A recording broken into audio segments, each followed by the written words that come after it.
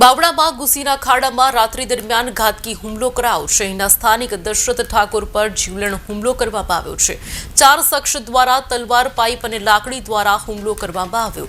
પેટના ભાગે છરી વાગતા પીડિત બેભાન થતા તેઓને સારવાર અર્થે ખસેડવામાં આવ્યા। 4 શખ્સ દ્વારા દશરથભાઈના પત્ની અને ભાઈ પર પણ હુમલો કરવામાં આવ્યો છે। બાવળા પોલીસ સ્ટેશને આ અંગેની ફરિયાદ કરતા પોલીસે ગણતરીના કલાકોમાં જ આરોપીને ઝડપી આગળની કાર્યવાહી હાથ ધરી છે। ઉલ્લેખનીય છે કે આરોના પાણીની બોટલ લેવા જેવી નજીવી બાબતે હુમલાની ગંભીર ઘટના બની।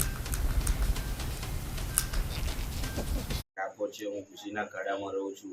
ગઈકાલ સાંજે પાણીની નજીવી બાબતે રવિ પગી જોડે મારે બોલાચાલી થઈ હતી।